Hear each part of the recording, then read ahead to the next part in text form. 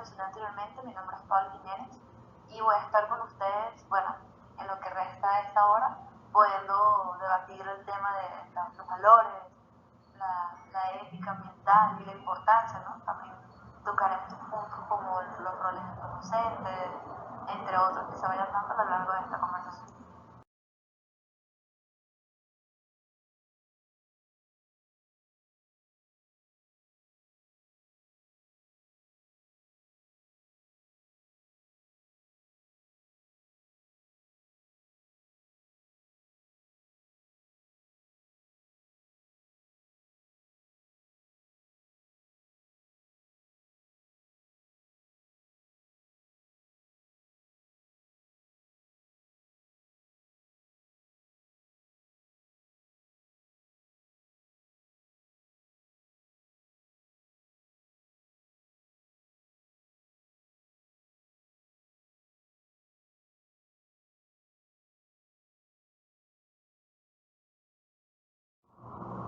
Para poder llevar a cabo esta actividad de manera satisfactoria es indispensable que todos tengamos como el conocimiento básico de las terminologías que vamos a usar. ¿Cuáles son estas terminologías? Ética, valores y ambientes. Son los tres conceptos básicos que vamos a estar manejando a lo largo de este foro y de estas intervenciones. ¿Cuál es la mejor manera de poder conceptualizar una palabra? Conociendo los orígenes, conociendo la etimología de la palabra, de dónde viene y qué significa cada una de las letras que la componen. La palabra ética es una palabra muy compleja porque tiene diferentes significados, tanto en griego como en latín. Y cada significado abarca una rama de la ética muy diferente. Puede venir, por ejemplo, de la palabra ethos, que significa manera de hacer o adquirir las cosas, que puede estar relacionado con costumbres, con hábitos, con carácter, y se suele usar a la rama de la filosofía que estudia la moral y que estudia la manera de juzgar las conductas del ser humano. Por otro lado, también puede estar asociada a la raíz griega, que puede ser ethos, que significa aislado, solo, y desde ahí vienen las palabras como, por ejemplo, heteronofobia, entre otros. Entonces, como hay tantos significados en la palabra ética, tantos orígenes y raíces de la palabra ética, y se usa incluso a veces como sinónimo de moral, vamos a poner, la idea es poner unos límites. ¿Cuál es el significado de ética que estamos usando? Bueno, la ética que proviene de la raíz ethos, que se relaciona con el comportamiento humano, que se relaciona con la valoración que hacemos de los actos humanos y que está sustentada en los valores, es decir, en las cualidades o en los conjuntos de cualidades por la cual algo es apreciado de manera positiva.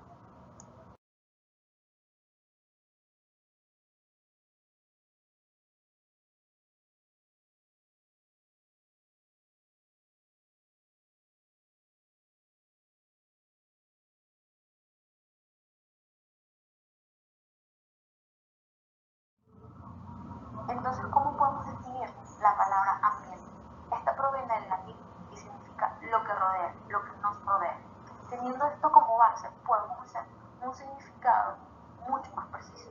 Si es todo lo que nos rodea, eso quiere decir que es un conjunto o un sistema dinámico que está compuesto por diferentes interactuantes, ya sean elementos sociales, culturales y naturales, que están juntos en un momento y lugar determinado, así como los resultados de las interacciones entre todos ellos.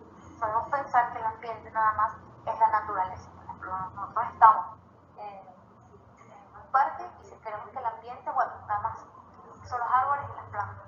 Pero el ambiente no solamente son los árboles y las plantas, son las personas que están allí, son las interacciones entre los animales, las plantas, las personas, y son todos los temas culturales que están involucrados o que se desarrollan en esos ambientes.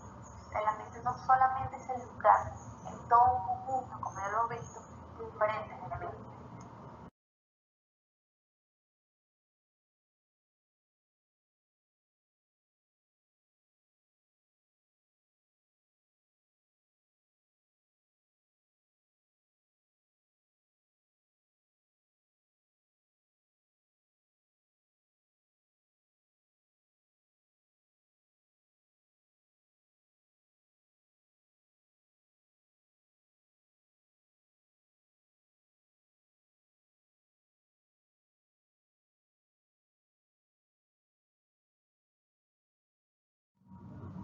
Nos encontramos entonces en este momento dentro de la primera gran disyuntiva de esta situación. Hemos visto, ya vimos que el ambiente, el significado de ambiente no es sencillo, no solo involucra a animales, no solo involucra a plantas, a seres humanos, sino que involucra a las interacciones sociales y culturales que hay en él. Entonces, la ética ambiental, los valores ambientales, están dirigidos correctamente nada más hacia las personas, nada más hacia las plantas, los animales, nada más hacia la materia inerte que es parte del ambiente, como el agua, los suelos, que no son materia viva, que no están vivos, no encajan dentro de la definición de vida, pero que forman parte del medio ambiente, que es fundamental del medio ambiente. Entonces, ¿hacia quién va dirigido? ¿Hacia quién va dirigido estos valores de esta ética? Entonces, les quisiera mostrar una hipótesis muy interesante, que es la hipótesis de la Tierra Gaia. ¿Y qué piensan sobre esta hipótesis? La Tierra, como tal, nuestro planeta Tierra, puede ser considerado un ser vivo, sí o no, y por qué. Nuestro planeta durante mucho tiempo se consideró como un ente inanimado, compuesto de rocas y agua, en el que los seres vivos simplemente habitaban y de cuyos recursos hacían uso. Pero esa idea ha empezado a cambiar. ¿La Tierra es un ser vivo? La hipótesis de Gaia. Hasta mediados de los años 60, la ciencia convencional había encontrado ridícula la idea de la Tierra como un organismo. Resulta evidente que un planeta no tiene conciencia ni puede tomar decisiones, por ejemplo. Y aunque ya Kropotkin, naturalista ruso, había hablado de la capacidad de cooperación entre animales y plantas, para los científicos occidentales era claro que había en la naturaleza demasiada competencia y conflicto como para pensar en que se pareciera al orden armónico que se da en un organismo viviente. Sin embargo, matemáticos, físicos y otros científicos empezaban a desarrollar la idea de los sistemas autoorganizados, fenómenos en los que la interacción de los elementos que los componen generan un orden superior sin necesidad de un plan previo. Algunos ejemplos son la formación de cristales, el acomodo de las hojas en las plantas y hasta el comportamiento de la economía. ¿Podría ser la Tierra un sistema autoorganizado? En 1961, la NASA contrató al científico James Lovelock para estudiar las posibilidades de que hubiera vida en Marte. Analizando los gases de su atmósfera, descubrió que estaban en perfecto equilibrio. Ya no había reacciones químicas posibles entre ellos. En contraste, vio que la atmósfera de la Tierra tenía una mezcla de gases tal que permite que estén reaccionando entre ellos constantemente. Y ¡oh, sorpresa! Aún así, las proporciones de los gases permanecen más o menos constantes. Y aún más sorprendente, se sabía que desde el origen de la Tierra, el Sol había aumentado su temperatura un 25%. Sin embargo, durante 4.000 millones de años, la temperatura de la superficie terrestre se había mantenido constante, en un nivel muy cómodo para la vida. ¿Cómo era posible? Era el otoño de 1965. La revelación vino a mí como un relámpago. ¿Podía ser que la vida estuviese produciendo y regulando la atmósfera, manteniéndola en una composición constante y favorable para los organismos, igual que los seres vivos son capaces de autorregularse y mantener constante su temperatura corporal y otras variables vitales? ¿Sería igual con la temperatura y salinidad de los mares y otras variables? Pero Lovelock no tenía idea de qué mecanismos orgánicos podrían estar en juego. Entonces, conoció a la bióloga Lynn Margulis, quien pudo explicar cómo las interacciones de los diferentes organismos podían dar origen a los distintos gases atmosféricos. Juntos desarrollaron la idea de la Tierra como un sistema autoorganizado. A esta hipótesis le pusieron el nombre de Gaia, la diosa griega primordial que personifica la Tierra, también conocida como Gea. Al principio, los demás científicos se reían de ellos y ni las revistas Science ni Nature quisieron publicar sus ideas. Fue Carl Sagan quien los invitó a dar a conocer su hipótesis en su revista Icarus. En la actualidad, la hipótesis de Gaia aún se discute, pero goza de mayor aceptación. Si bien la biosfera es esa capa delgada en la superficie de la Tierra y en el océano que contiene vida, Gaia incluye aún más, por lo menos 160 kilómetros hacia la estratosfera y 160 kilómetros hacia el subsuelo. El sistema conecta lo inerte con lo vivo, la meteorología y la geología con la biología y la ecología. El sistema Gaia se autorregula a través de bucles de realimentación, por ejemplo el ciclo de carbono. Los volcanes y los animales arrojan dióxido de carbono a la atmósfera. Esto aumentaría la temperatura global, pero es absorbido por las plantas en el ciclo de la fotosíntesis, manteniendo así una temperatura apta para la vida. Lovelock pone otro ejemplo curioso, la orina. Sucede que los animales, al procesar las proteínas, generamos nitrógeno como desecho. Podríamos expulsarlo de muchas maneras, como gas por ejemplo, pero lo que en realidad hacemos es excretarlo como líquido, lo que requiere desperdiciar valiosa agua. ¿De qué nos sirve eso? Pues en principio, de nada, excepto que la orina líquida contiene nitrógeno en forma de urea que sirve de fertilizante a las plantas, que a su vez nos proveen de oxígeno y alimento. Y además consumen CO2 conectando este ciclo con el del carbono. Así, la multitud de ciclos interconectados forma un sistema que se llama Gaia. Esta idea aún desata polémica. La misma Lynn Margulis tiene algunas críticas. Entre ellas, advierte: si la Tierra se autorregula y se regenera, muchos lo tomarán como permiso para contaminar y destruir. Y puede que tengan razón, Gaia es ruda. Ha sobrevivido por miles de millones de años y seguro se recuperará de los excesos que le infligimos. Pero posiblemente eso suceda en un mundo donde el ser humano ya se ha extinguido. Si queremos seguir formando parte de Gaia, conviene ser más cuidadosos con nuestro comportamiento hacia ella. Curiosamente, en este Día de la Tierra, varios canales nos hemos puesto de acuerdo para hablar del medio ambiente. Te invitamos a ver los videos de Astrofísicos en Acción y Colectivo Hojarasca. Y también ve los demás videos del playlist.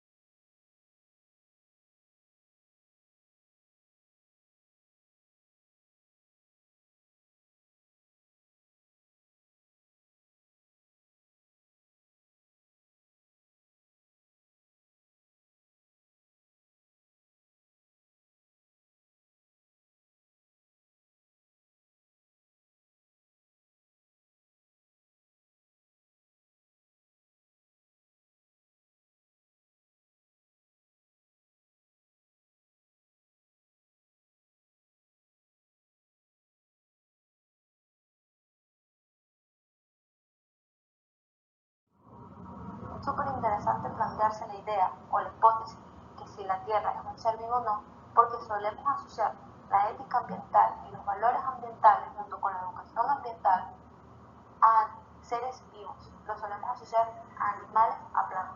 Es como, bueno, no hay que maltratar a los animales, hay que respetar las plantas, no hay que arrancar las flores, no hay que pisar la grama. Entonces solemos asociarlo únicamente a los seres vivos. Y ahí está nuestro primer error, porque como ya vimos, el ambiente no son solamente los seres vivos que están en él, sino también el conjunto de interacciones de estos seres con el entorno. Eso es lo que significa ambiente. Y de allí es donde tenemos que ajustar nuestra ética y nuestros valores ambientales.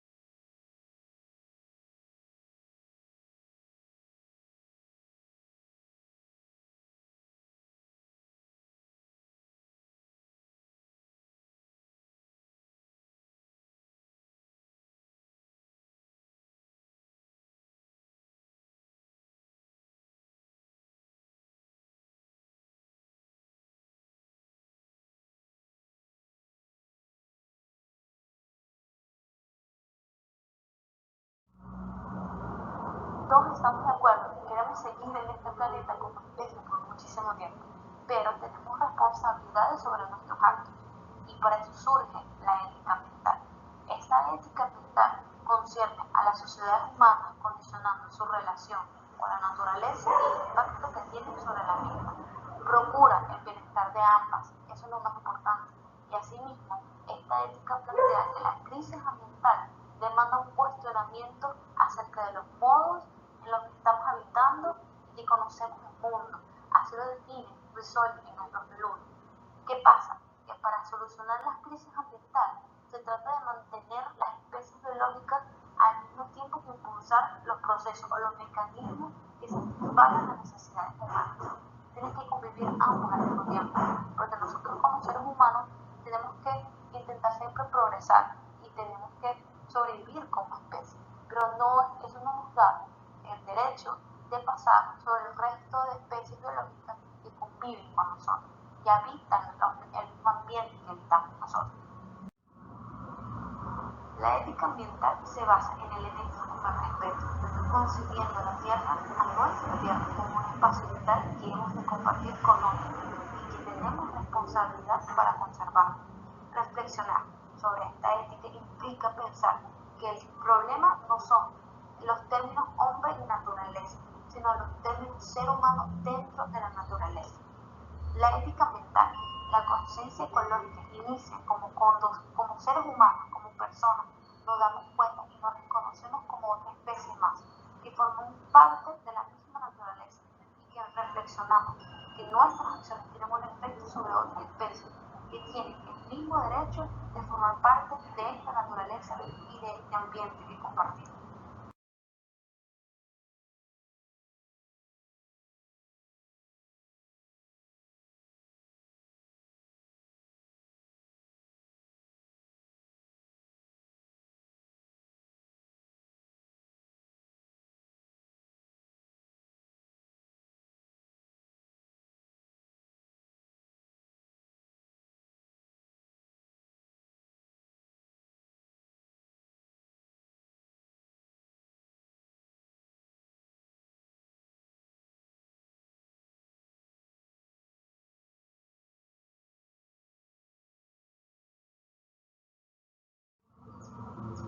Como ya hemos visto, los valores son propios de cada ser humano y son diferentes de cada persona.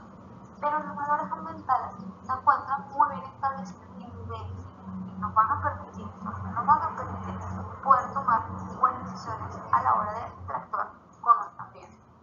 El primero está la austeridad, es ser consciente de todo aquello que consumimos y de las necesidades reales que tenemos. Este valor se lleva a cabo cuando reducimos y reutilizamos, como por ejemplo cuando reducimos el consumo de combustibles fósiles o cuando reutilizamos los plásticos. Cuando ya estamos haciendo esto, cuando por ejemplo utilizamos el bote de agua varias veces para llevar agua para nuestra universidad, para nuestro trabajo, ya estamos aplicando el valor de la austeridad, ya estamos dándole un mejor uso. Hay gente que lo lleva mucho más allá, hay gente que hace todo pequeños proyectos, pequeños emprendimientos con base a la reutilización. Otro valor, el respeto. Sin este valor simplemente no podemos vivir en paz, ni con nosotros, ni con el resto de seres humanos, ni con nada que nos rodea. Es tan importante que nos respetemos entre los seres humanos como con todas las formas de vida que existen y que forman parte de nuestro entorno natural.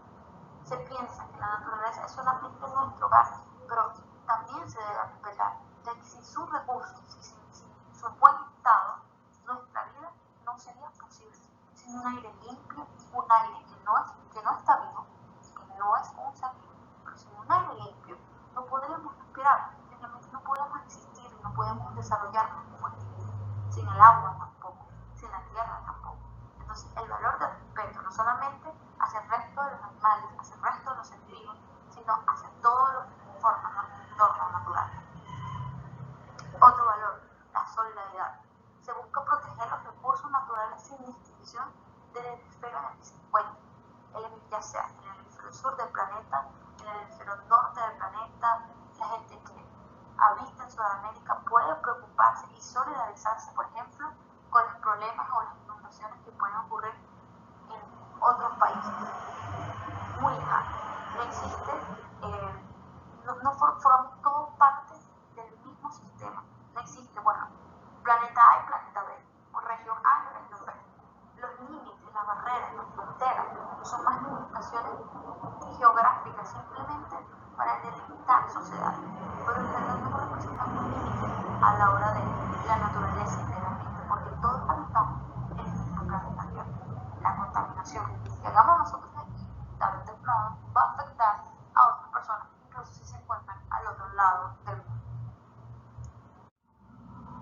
El siguiente valor es la corresponsabilidad. Muy interesante porque no solamente es la responsabilidad, no solamente es ser consciente y asumir nuestra responsabilidad como individuo, nuestra responsabilidad individual, sino como colectivo, como grupo, como población, frente a la destrucción de la naturaleza. En ocasiones nosotros nos ponemos excusas diciendo ¿de qué sirve que yo lo haga si la mayoría no lo hace? Y porque la mayoría piensa así, porque es la realidad, nadie lo hace, nadie da ese primer paso, nadie toma la iniciativa. Entonces yo no voy a la playa y recojo mi basura y porque digo, bueno, ¿de qué sirve que yo lo haga si igual esto está sucio y nadie lo hace? Entonces el que está al lado mío piensa igual y el que está detrás de él piensa igual, entonces nadie se para, agarra su bolsa y recoge su basura. Los cambios empiezan en uno mismo, siempre. No podemos pretender cambiar sociedades, cambiar colectivos si uno como individuo no cambia. Cambiando pequeños grupos, cada vez con el paso del tiempo, estos grupos, este pensamiento va a ir creciendo y va a poder llegar a más personas. Ya hemos visto que una de las maneras más efectivas de enseñanza es el ejemplo. Y el ejemplo empieza con nosotros mismos. Otro valor, la empatía. Es un sentimiento de identificación con la naturaleza. Es llegar a entender que todo lo que nos afecta o todo lo que le afecta a ella nos afecta a nosotros. Seguro hemos escuchado un montón de veces el lema de salvemos el planeta, pero el planeta no solamente es planeta, no solamente es hogar, no solamente es donde estamos, sino también somos nosotros. Nosotros somos ese planeta porque nosotros vivimos junto con el resto de seres vivos y junto al ambiente. Nosotros todos formamos ese ambiente y ese planeta. La coherencia. Valor que se ha olvidado es actuar en consecuencia a las ideas que tenemos o con lo que expresamos. Muchas veces sucede que pensamos que está mal, por ejemplo, nuestro ensuciar la playa, pero somos los primeros que arrojamos la basura. Es decir, tenemos el pensamiento de preservar la naturaleza, pero no actuamos en base a, no actuamos en base a lo mejor para que, no sé, encajar en alguna sociedad, en algún grupo. Entonces es fundamental que actuemos en base a nuestros propios pensamientos y ideas, respetando nuestra propia creencia y nuestra propia coherencia como individuos.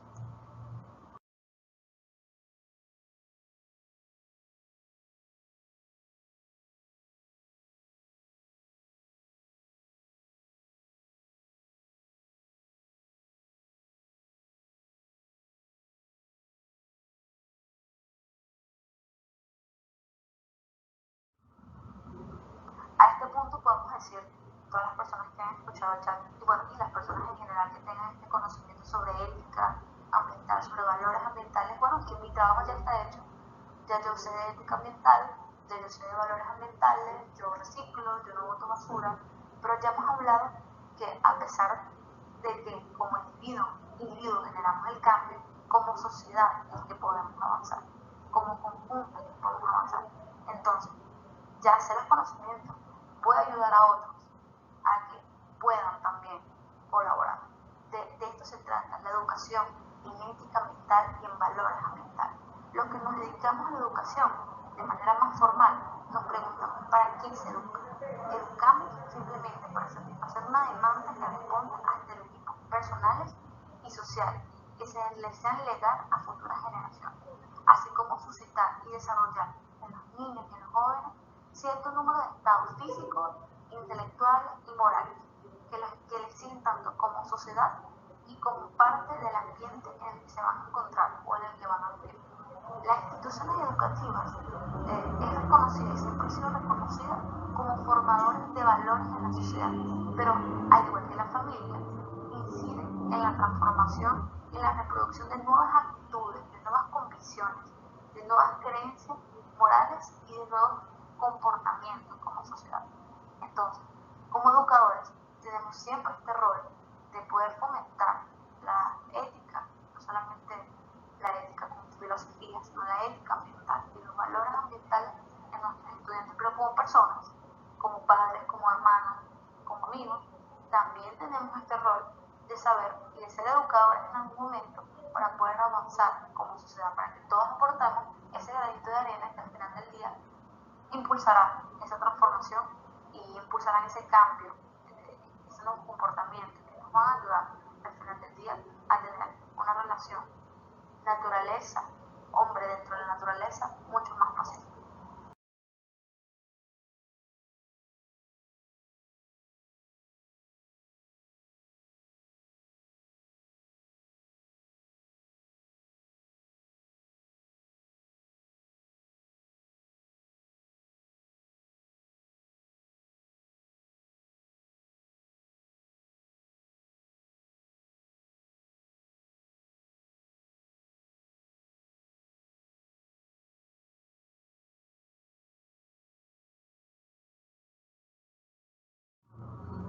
De aquí la importancia de los valores ambientales, de la ética ambiental, porque nos permite nunca sobrepasar el límite donde el daño hacia nuestra naturaleza y nuestro entorno sea irremediable.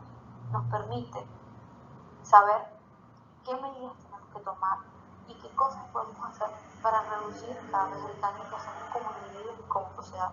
Si ya estamos mucho preocupados porque cada vez aumenta más el nivel del mar y hay varios países que se encuentran en islas en medio del océano que están desapareciendo y que pronto van a desaparecer, países donde sus ciudadanos están buscando otros lugares para vivir porque dentro de no mucho no va a quedar más territorio porque todo va a ser cubierto por el mar. Si vemos con preocupación como cada vez hace más calor, cada vez la estación seca es más larga y luego cada vez la estación de lluvia es más larga, como vemos que cada vez tenemos menos hielo en los polos. Si ya vemos eso con preocupación, ¿cómo será cuando repasamos este límite de no retorno?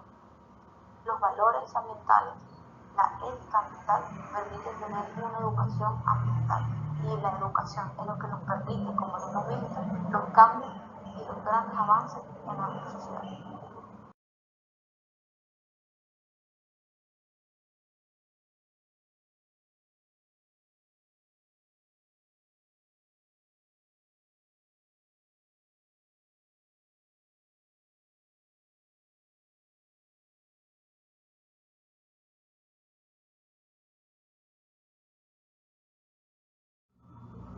En conclusión, todos somos conscientes, o quiero creer que todos somos conscientes, de que dañar, de que maltratar y perturbar el ambiente en el cual vivimos no es la mejor opción, no es la mejor manera de coexistir con este medio ambiente. Todos, o casi todos, tenemos esto en consideración.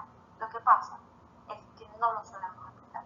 Lo que pasa es que creemos o pensamos de que, bueno, yo no veré las consecuencias de eso. Sí las veremos, sí las estamos viendo.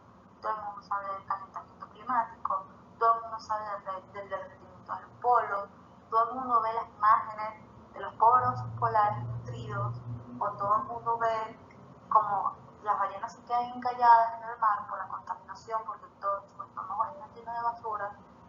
En el momento que vemos esos videos nos sentimos mal. Claro, en todos nosotros se produce cierta empatía, pero luego cerramos la aplicación, ya hasta ahí llegó la empatía. No es posible que cuando nos refiramos a la naturaleza se conciba puramente como un depósito de recursos naturales que nosotros usamos a diestra y siniestra, pues los seres humanos no somos los únicos consumidores de estos recursos, ni podemos tener una visión exclusivamente utilitaria de todos los seres vivos. Así lo mencionaba aquí en 1997.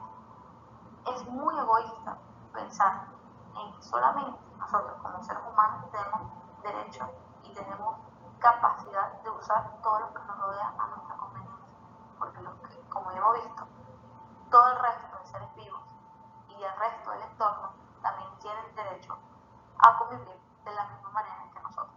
Entonces, esto significa que además del ser humano, existen miles de especies en el reino animal y en el reino vegetal que viven, comparten y dependen de la naturaleza para su permanencia en el tiempo.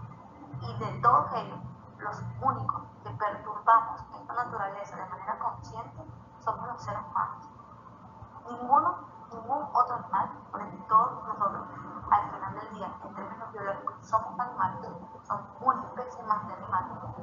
De todos los animales, los únicos que conscientemente, porque somos los únicos que tenemos conciencia de esta manera, modificamos la naturaleza, contaminamos, ensuciamos, dañamos, utilizamos y echamos somos nosotros. Por lo tanto, la responsabilidad de inventar y de mejorar nuestro comportamiento está en nosotros. Y en el momento de que seamos conscientes, como ya lo hemos hablado, de que la naturaleza somos también nosotros, somos parte de todo este ciclo biológico, en ese momento nos daremos cuenta de que tenemos que tener y asumir las responsabilidades.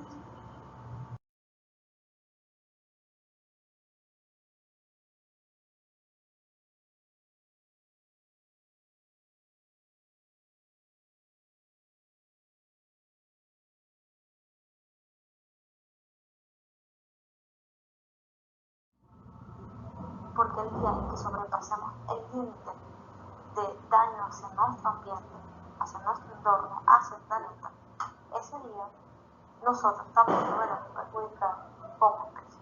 Nosotros también estaremos involucrados en todas las consecuencias que nosotros mismos hemos causado. Si desaparecen, si hay grandes inundaciones, se van a llevar todas las plantas, todos los animales, incluido el ser humano también. Si hay grandes sequías, se va a sacar el agua donde está la ballena, el agua donde están los peces, el agua donde nosotros regamos nuestros cultivos y el agua que nosotros usamos para vivir. Al final del día, las consecuencias de cualquier daño